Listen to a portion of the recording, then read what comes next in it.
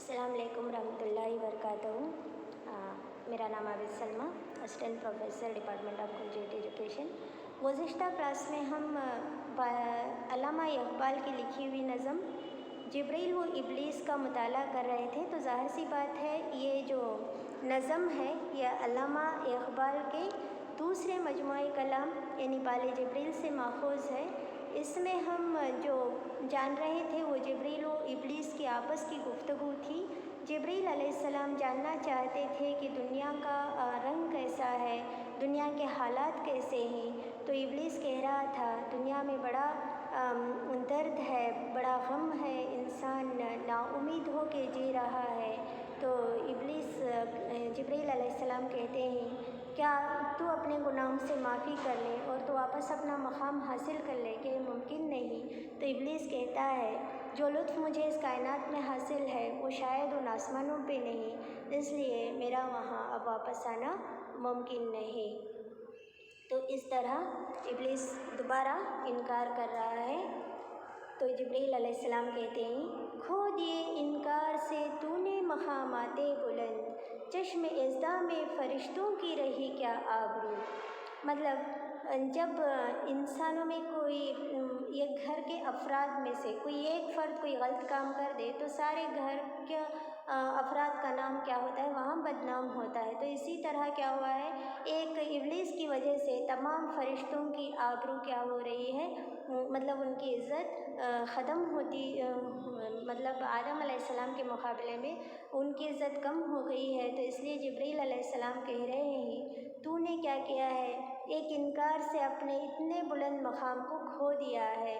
تو چشم اژدھا میں، چشم اژدھا یعنی اللہ تعالیٰ کی نظر میں اب فرشتوں کی کیا عزت باقی رہ گئی، تو ایسا کہتے ہیں۔ تو اس کے جواب میں ابلیس کہتا ہے میری جرت سے مشت خاک میں ذوق نمو، ہے میری جرت سے مشت خاک میں ذوق نمو، میرے فتنے جامع عقل و خرد کا تعارفو۔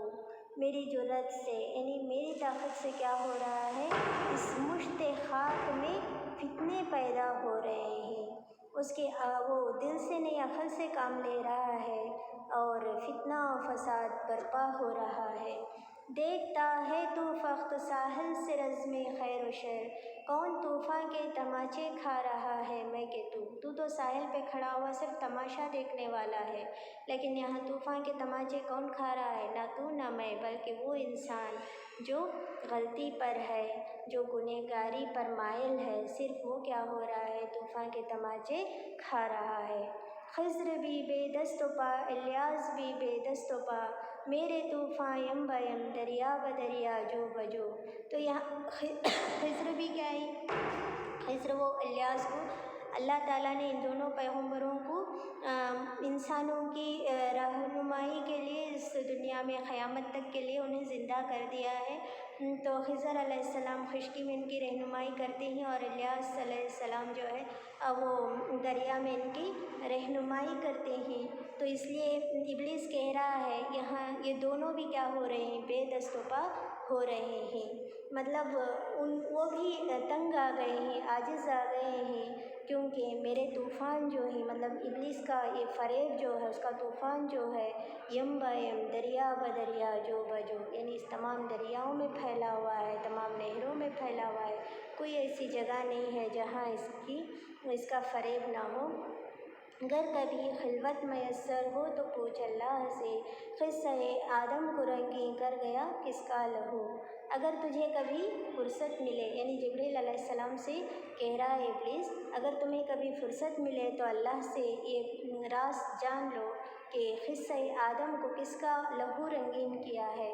مطلب آدم کا یہ جو قصہ ہے، آدم علیہ السلام کی جو اولاد یا خود آدم علیہ السلام اس کائنات میں آ کر کیسے وہ پاک صاف اور اس شر و فساد سے بچ کر واپس وہ جنت پہنچتے ہیں، تو اس سے کیسے اللہ تعالیٰ خوش ہوتا ہے، اس سب کا ذمہ دار کون ہے، وہ کہہ رہا ہے میں کھٹکتا ہوں دل اژدھا میں کانٹے کی طرح، تو فقط اللہ اللہ اللہ، یعنی تو صرف اللہ اللہ اللہ کر کے بیٹھا ہوا ہے اللہ کا ذکر کرتے ہوئے، لیکن کیا ہے جس کو خوف ہے ہمیشہ، جس کا خوف ہے اللہ تعالیٰ کو، اللہ تعالیٰ کے دل میں جو کھٹک رہا ہے وہ صرف میں ہوں، یعنی شیطان کا خوف ہے وہ اللہ کو، مطلب کہیں وہ میرے بندوں کو گمراہ نہ کر دے، تو اسی لیے اللہ پاک ہم سے فرماتے ہیں کہ تم ایک بار بھی اگر سچے دل سے توبہ کر لو